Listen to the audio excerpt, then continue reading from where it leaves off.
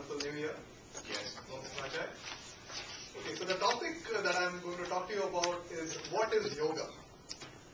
One of my favorite topics. And how many of you have heard about yoga?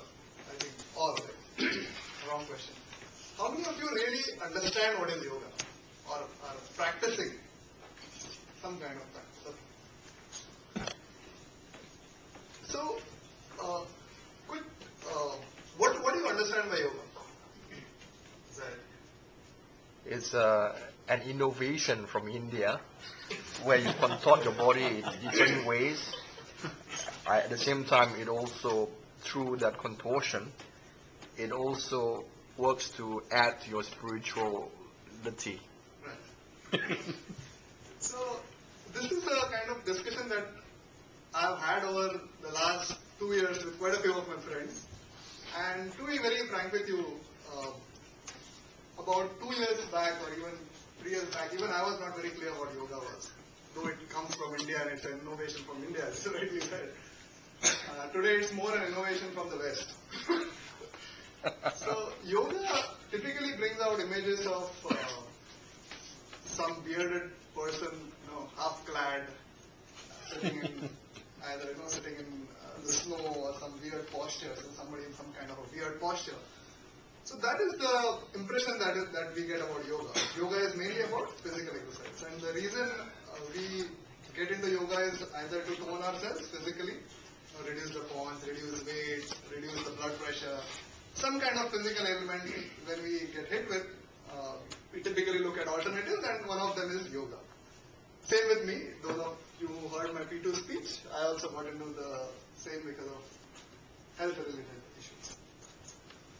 Now let's look at what yoga really means, the technical reason what yoga means. Yoga means union. A union of what? Union of the individual soul to the supreme soul. That is the spiritual journey that Zayed talked about. Now, whether we believe in soul, whether we believe in God is immaterial.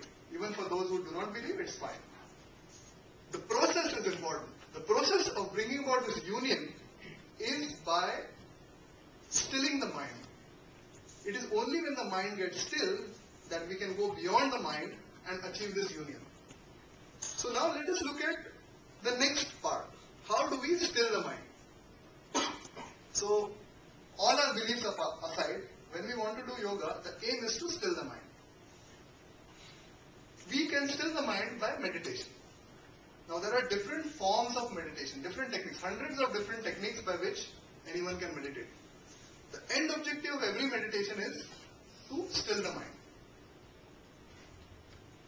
The next comes breathing, which is called as pranayama, or different exercises in breathing. Now breathing is important because breathing connects the body to the mind. Meditation calms the mind, breathing connects the body to the mind. That is why we say, right, when we, even when we are coming onto the stage, take a deep breath so that you can calm yourself. Taking a deep breath is immediately calming yourself because it immediately impacts the mind. So breathing exercises are important. And the third is physical exercises. Most of the time we understand yoga as a different type of physical exercises, but physical exercises forms only one component of the total of 3 components of yoga. Physical exercises helps in toning the body and making your body strong, physically strong. So the aim of physical exercises, or asanas as it is technically called, is keeping your body strong, and technically it is to allow you to sit in the same posture for a long period of time, helping meditation. But even if we discard that particular benefit, the key is to get a healthy body.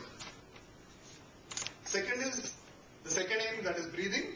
The breathing of aim is to connect the body and the mind and to calm the mind. And finally, meditation is to calm the mind and go beyond the mind. So in conclusion, yoga is about 3 parts. Breathing asanas or physical exercises, right? Breathing or pranayama, and meditation.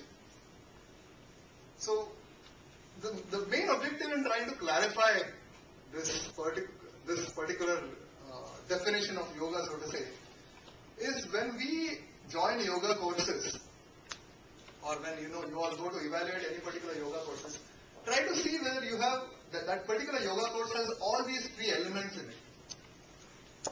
Those courses or any technique that you use, and I believe even Chinese have a lot of, I don't know the technical terms for that, but I know that the same three patterns are followed with multiple cultures. You will have a lot of different cultures following the same three patterns.